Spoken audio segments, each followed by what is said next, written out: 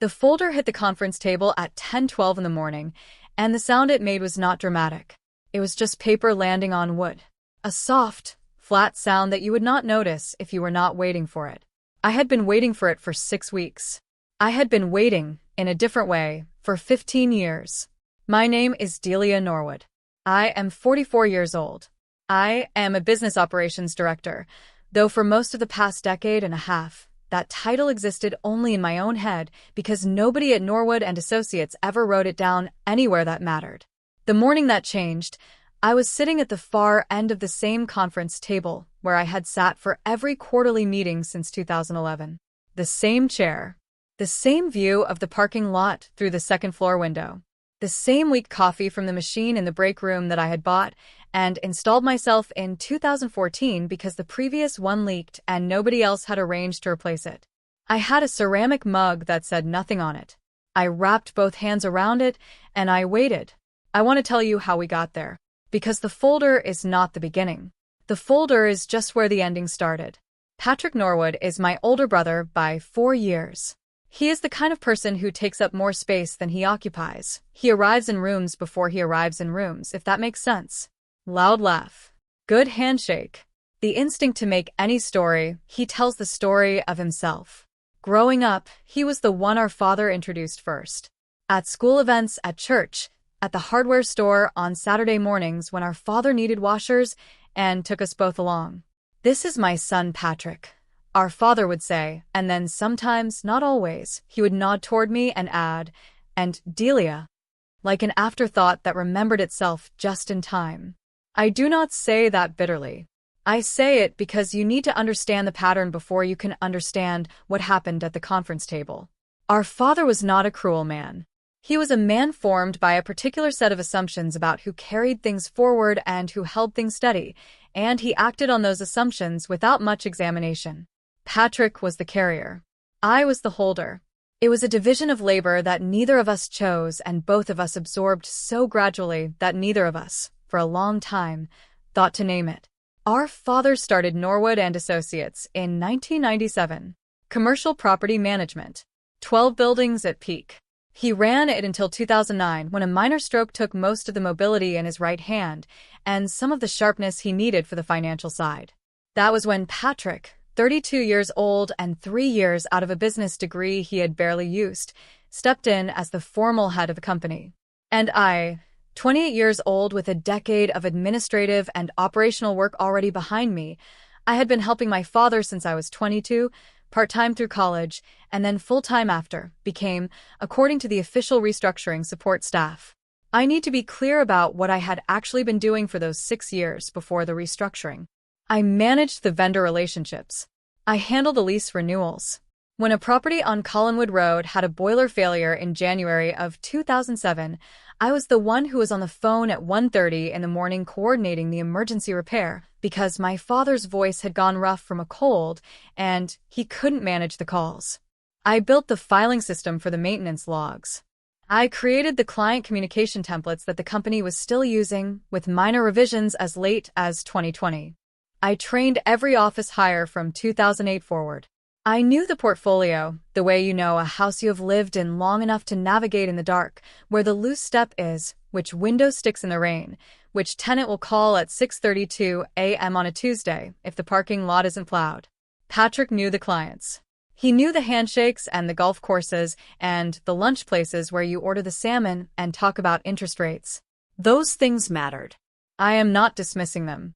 But the building that held all of that up, the infrastructure, the systems, the daily operational reality of managing 12 commercial properties, that was mine.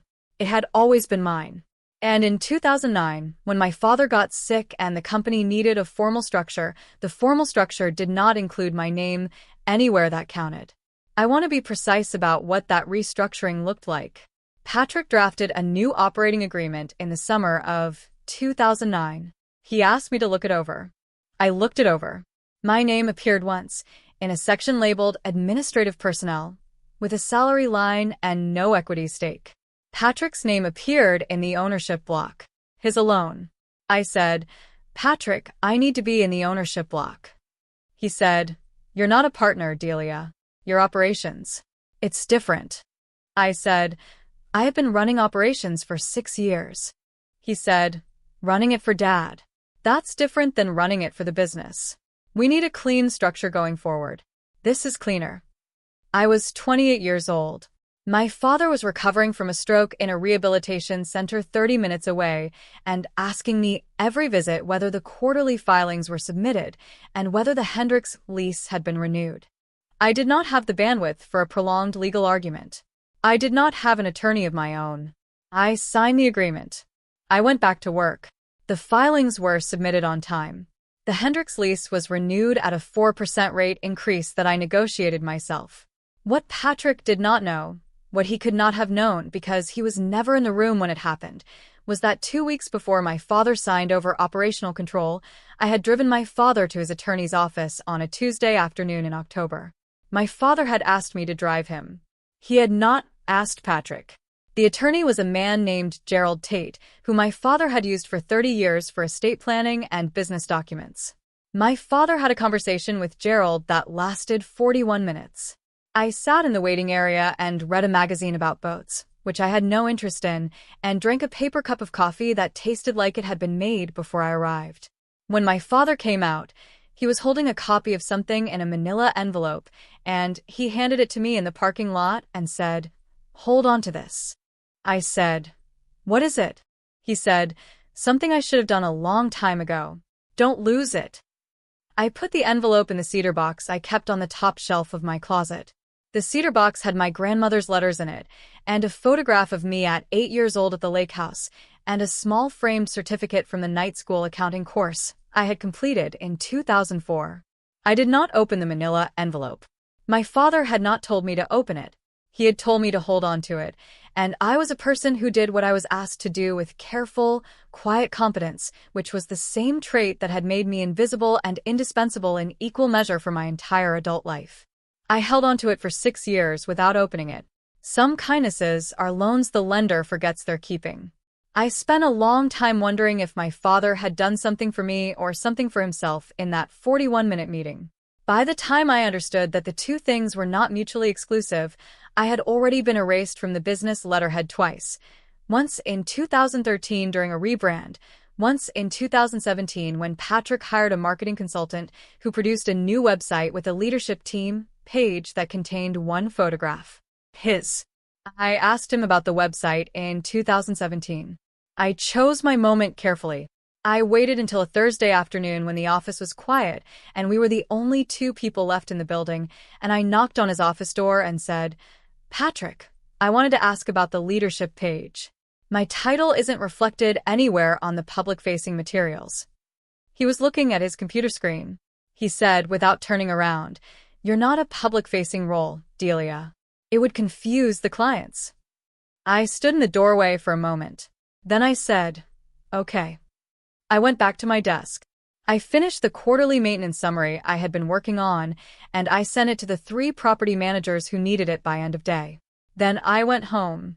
I tell you that because I want you to understand how many times I accepted an answer I did not believe because I had calculated that the cost of the argument was higher than the cost of the silence. I was wrong about that calculation. I was wrong about it for 15 years. The inciting incident happened on a Thursday in March. We had a new client prospect coming in, Hartwell Properties, a mid-sized developer looking to move their portfolio management to an outside firm. 11 buildings, strong leases, long-term tenants, the kind of account that would represent a 22% revenue increase if we landed it. I had spent 8 weeks preparing the proposal. I had pulled every comparable deal we had closed in the last 5 years, analyzed the Hartwell portfolio's specific maintenance history from public filings, built out the full-service timeline, written the pricing model with 3-tiered options, and produced a bound presentation that ran to 41 pages. I had rehearsed my section of the presentation on the drive to work 3 mornings in a row. I arrived at 7:15. I always arrived at 7:15. I made sure the conference room was set up. The materials were printed and bound with the company's cover sheet. The water glasses were filled. The coffee was fresh. Renata Ose, our office manager, arrived at 8 o'clock and helped me arrange the client folders and check the projector cable, which had a tendency to come loose on its own. Renata had been with Norwood Associates since 2010. She had a daughter in middle school and a husband who drove long-haul routes and was home on weekends, and she made the best jollof rice I have ever tasted in my life, which she brought to the office potluck every December. She had watched everything I am about to describe happen in real time, from a desk 12 feet from the conference room door, for 14 years. Patrick arrived at 9:50. He reviewed the presentation for 4 minutes, made 2 changes I disagreed with, a pricing adjustment that I thought undercut our positioning, and a timeline compression that was not realistic given our current maintenance vendor load, and did not ask my opinion on either change before making them. Then, the Hartwell representatives arrived at the front desk, and we went in. Patrick ran the meeting. That was the right call, and I knew it. He was good in rooms like that. He had the instinct for making people feel like the decision they were about to make was already the right one, and that quality is genuinely valuable when you are asking someone to trust you with their commercial portfolio. I handled the technical questions. When Hartwell's director of operations, a careful, precise woman named Miriam, asked about our maintenance vendor relationships and our average response time on emergency repairs and our system for tracking lease expirations, I answered. I had built those systems. I knew them the way you know a kitchen you have cooked in for a decade, not by thinking about them, just by being inside them. The meeting went well. Miriam asked 17 questions, which I counted. I answered 14 of them. Patrick answered 2. Bryce, Patrick's associate, answered 1 about billing cycles. At the end, Miriam said they would be in touch by end of month and shook hands around the table, and she held my hand a half-second longer than the others and said, "You know this portfolio inside out." I said, "I've had some practice." Patrick was already walking toward the door. After the Hartwell representatives left, there were 5 people remaining in the conference room. Me, Renata, Patrick, his associate Bryce, and Patrick's attorney Joel Fairhaven, who had been present for the financial portion of the presentation and had stayed behind.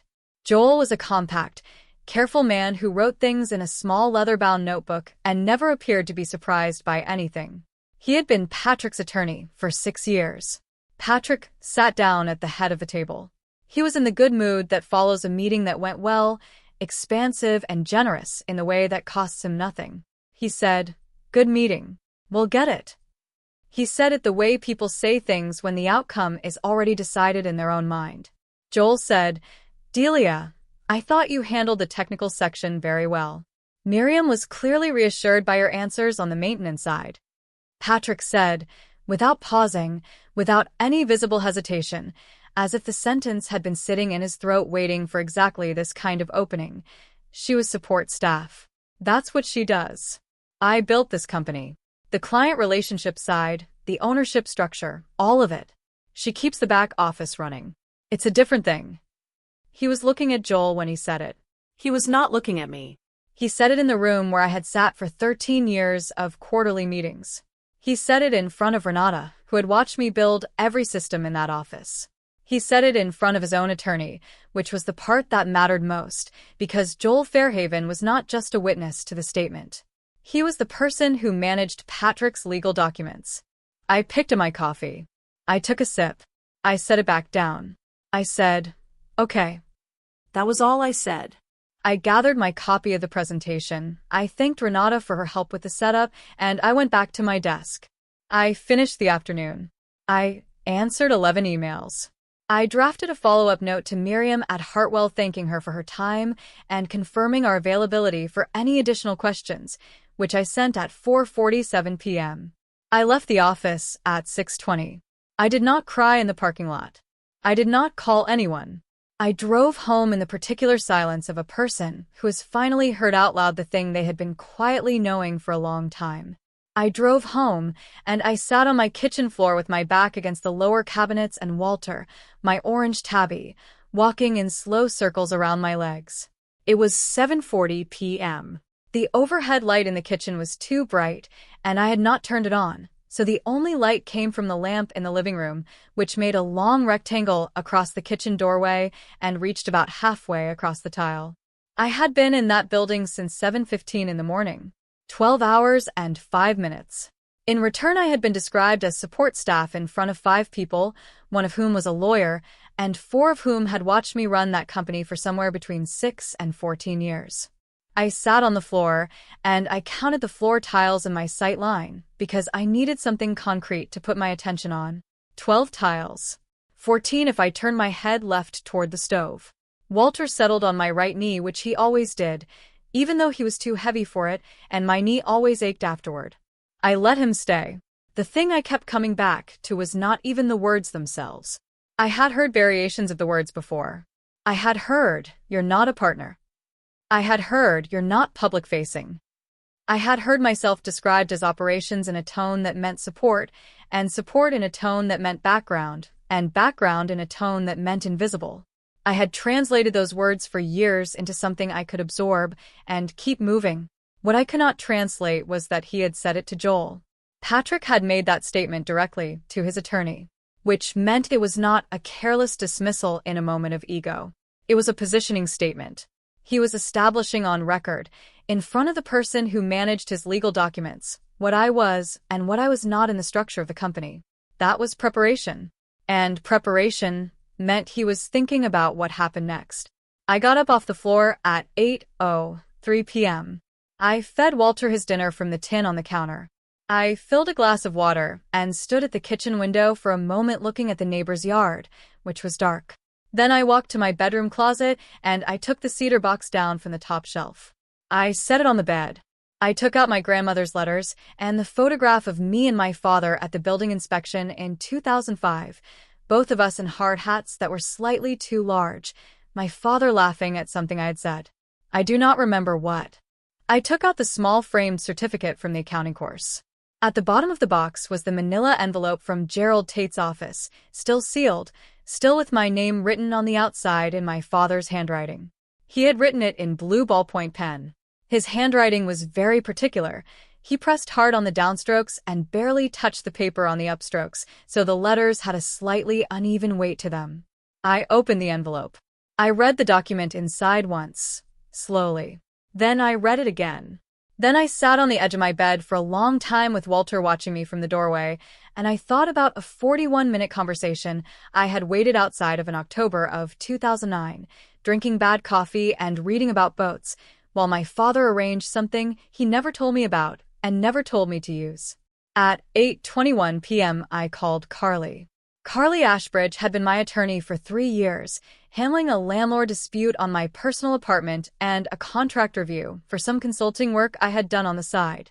She charged $310 an hour, and she did not pad her invoices, and she had a directness that I trusted immediately when I met her. I had always liked people who said the thing they meant. I had not, for most of my adult life, been particularly good at doing that myself. She did not answer at 8:21 p.m., which was reasonable. I left a voicemail that said, "Carly, it's Delia Norwood. I have a document I need you to look at.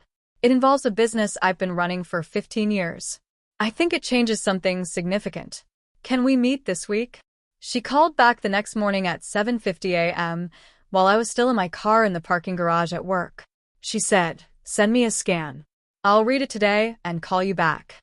I scanned the document on my lunch break using the office scanner, which felt strange, scanning a document in the same building where the document was relevant, and emailed it to her at 12:43 p.m. She called back at 2:30 that afternoon. She said, "Delia, where have you been keeping this?" I said, "In a cedar box in my closet." She was quiet for a moment.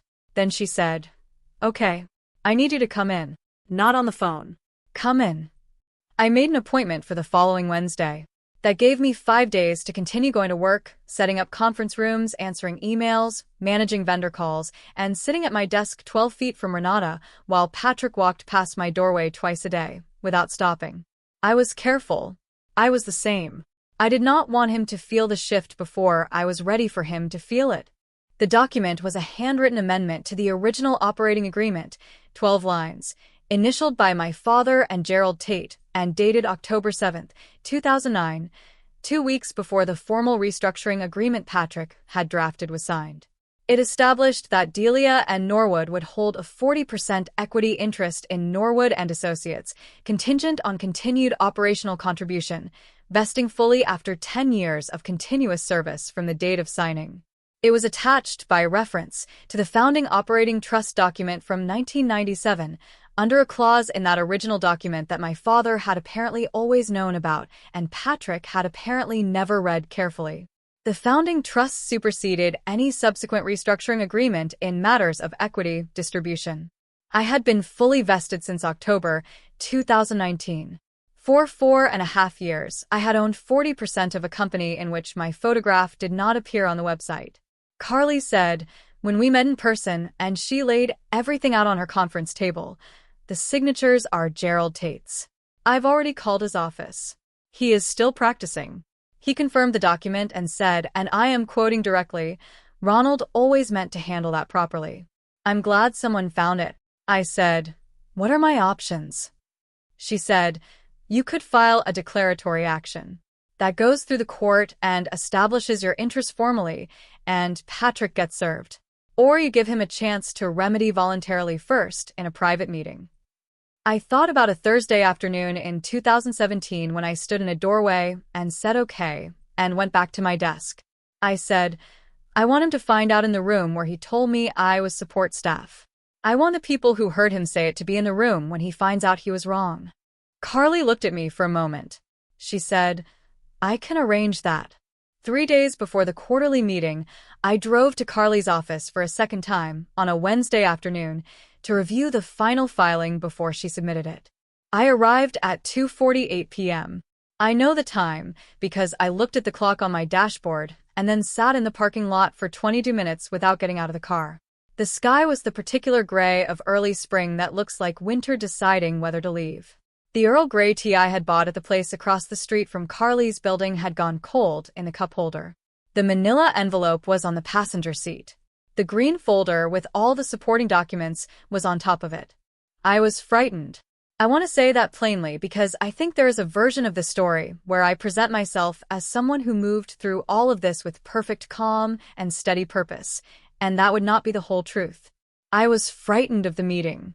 I was frightened of Patrick's reaction. I was frightened of what it would do to the business, which I had spent 15 years caring about as genuinely as anything I had ever cared about. I was frightened that some of the clients would side with him. I was frightened that Renata would be caught in the middle of something painful. But mostly I was frightened of something quieter than any of that. I was frightened of what it meant that I had needed the paper. That 15 years of daily presence, 15 years of 7:15 arrivals and 1:30 a.m. emergency calls and 41-page presentations and lease negotiations and vendor relationships, that none of that had been enough to hold the ground on its own. That the ground needed to be held in documents, in filings, in courtroom language, because the alternative was another 15 years of standing in a doorway saying okay. A family will tell you blood is thicker than water until the day blood asks them to give something up. I sat with that for 22 minutes. Then I got out of the car. The morning of the quarterly meeting, I arrived at 7:15. I always arrived at 7:15. That was not a statement. It was not strategic. It was just who I was, and I had decided that who I was did not need to change because of what was about to happen. I made the coffee. I arranged the folders.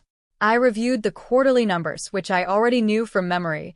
Net operating income up $41,200 from the prior quarter. Vacancy rate at 3.2%, the lowest in 7 years, a direct result of a tenant retention initiative I had designed in September, and average maintenance response time down 18 hours per call since I had rebuilt 2 vendor contracts in November. Good numbers. My numbers, in the sense that I had built the systems that produced them, even if my name would not appear on the summary sheet Patrick would present. The room filled between 9:30 and 9:58. Patrick arrived at 9:55. He was in good spirits. He had received an email that morning from Hartwell's legal office requesting a letter of intent form, which meant the account was effectively ours. He had forwarded the email to me with no message. Just the forward. That was how we communicated good news. He opened the meeting at 10 a.m. exactly. I sat at the far end of the table. I held my ceramic mug in both hands.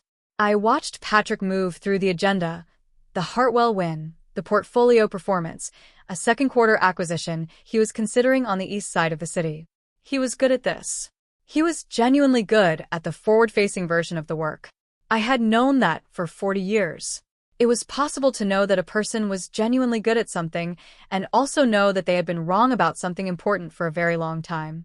At 10:09, the conference room door opened.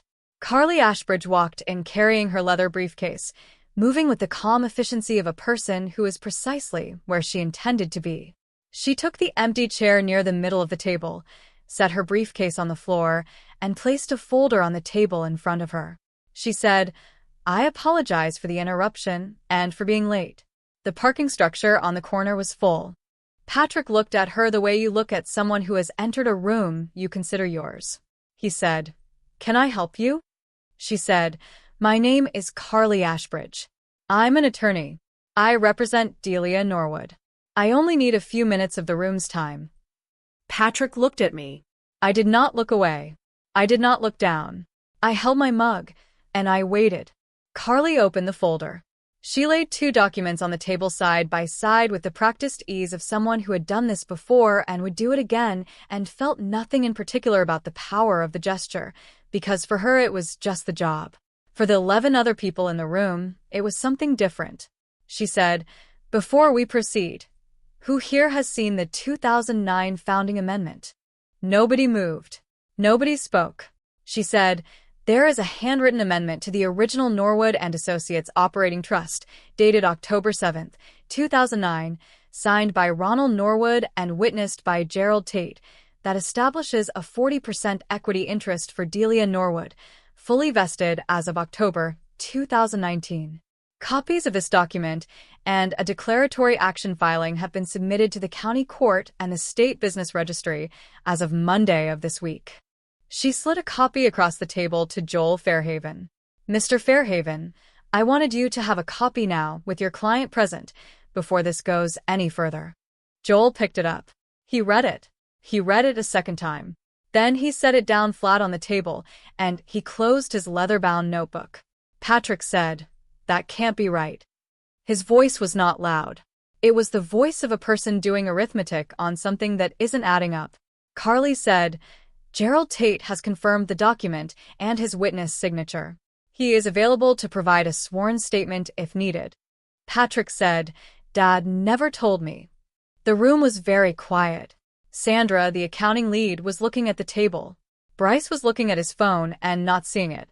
Renata was looking at me with an expression I had never seen on her face before, which was the specific expression of a person watching something arrive that they had believed in for a long time and were only now seeing confirmed. I said, "No. He didn't tell you." That was the only exchange we had in that room. Patrick did not stand up. He did not raise his voice. He sat at the head of the table with the quarterly agenda in front of him and the portfolio numbers I had prepared and the Hartwell win that my 8 weeks of work had produced, and he looked at the document in Joel's hands, and he was quiet. The meeting adjourned 11 minutes later. People gathered their things and left quickly, the way people leave rooms where something significant has shifted and nobody is sure yet how to be in it. Carly and Joel spent 43 minutes in a side office that afternoon. I waited in the conference room with Renata, who had not left. She brought 2 cups of coffee from the break room machine and set one in front of me without asking. We sat there for a while without talking, which was its own kind of conversation. She said, finally, "I want you to know that if you had needed me to testify to what this company actually is and who built it, I would have." I said, "I know." She said, 15 years, Delia." I said, "I know." She said, "The new website needs to be updated." I said, "I know that too." Patrick did not contest the filing. Joel called Carly the following Tuesday, for business days after the meeting, and said his client was prepared to enter into good faith negotiation toward a remediation structure. We met 3 weeks later in the conference room at Carly's building, not at Norwood and Associates. Patrick came with Joel. I came with Carly and a printed copy of the quarterly numbers I had prepared. I brought it not as a statement but because I had prepared it and it was relevant, and that was what I did. Patrick sat across from me. He looked different from how he had looked at the head of the conference table, not smaller exactly but less certain of the room's dimensions. I had never seen him unsure of the room's dimensions before.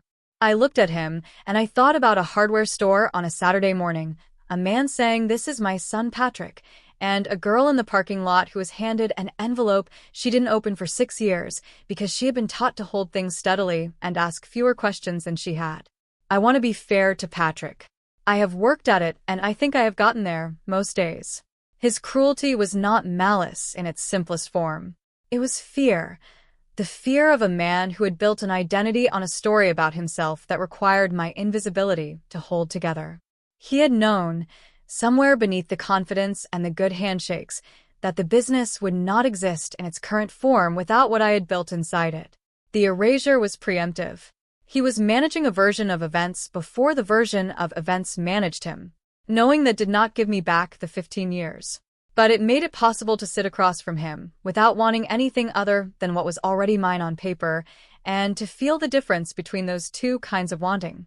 We reached a formal agreement in 6 weeks. My 40% equity stake was recognized and restructured into an equal operational partnership. My title was updated in all company filings on the website, in the client communications. The leadership team page now has 2 photographs. We agreed to a neutral third-party mediator for any governance disputes in the first 2 years. Patrick retained his role as external principal. I retained full operational authority. Those were always the correct roles for each of us. They had always been the correct roles. We just had to go through a county court filing to get them written down. Patrick apologized on a phone call at 6:45 on a Wednesday morning, about 5 weeks after the agreement was finalized. He called that early because he knew I would already be awake. The apology was brief and slightly formal, the way apologies are when a person is still in the early stages of understanding what they are apologizing for. I said, "Okay, Patrick." I did not say it was fine. I did not say it was not fine. Some sentences just need to be said and received, and then the next thing can begin. The Hartwell account was signed 4 weeks after the quarterly meeting. Contract value: $284,000 in first-year management fees. My name was on the engagement letter. Miriam, Hartwell's operations director, sent me a separate email after the signing that said, "Looking forward to working with you specifically on the maintenance side. Your knowledge of the portfolio was impressive." I printed it out. I put it in the cedar box. I think about my father sometimes, when I drive past the building on Collinwood Road, where I negotiated my first lease renewal and didn't tell anyone how nervous I had been. The cedar box is still on the top shelf of the closet. The grandmother's letters are back inside it. The accounting certificate. The photograph of 2 people in hard hats that were too large, laughing in a parking lot in 2005. My father left me 40% of a business and did not tell me it was there for 15 years. I have turned that fact over many times trying to find its shape. Was it protection? Was it his own version of fear, afraid that naming it would create a conflict he could not manage with his damaged hand and his tired heart? Was it the same old division of labor, just adjusted 1 degree toward fairness at the last possible moment by a man who wanted to leave something in the right hands and wasn't sure how to say so? I do not have a clean answer. I have stopped needing one. Forgiveness is not access. Understanding is not reunion. Compassion is not a key to my front door. Patrick and I work together. We are cordial. We are sometimes in the way of people who share a long history and are finding new terms for it, almost easy with each other. He stops by my office to ask about vendor contracts, about lease expirations, about the East Side building he eventually acquired in May. We talk about the work. That is what we have, and most days that is enough because most days the work is genuinely good and genuinely shared, and I no longer do any part of it without my name attached. What I no longer do is accept a structure that was built wrong because dismantling it seemed like more trouble than it was worth. Saying no did not make me cruel. It made me responsible.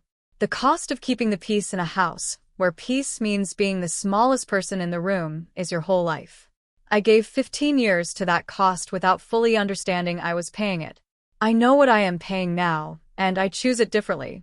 Family without respect becomes entitlement, and entitlement grows teeth the moment you build something it cannot control. Some people only know how to love what they can control. The offer they are making you, when they ask you to stay invisible, is not love. It is management. Losing an illusion is still better than living inside one. Even when the illusion was the thing that kept you steady for a very long time. If you are listening to this, and you are sitting somewhere with a cedar box of your own, something your father gave you, or your mother, or someone who saw you clearly when the room did not, I want to ask you something. Not what is in the box. You may already know. What I want to ask is this. What are you waiting for before you open it? What is it costing you, every day, to leave it sealed?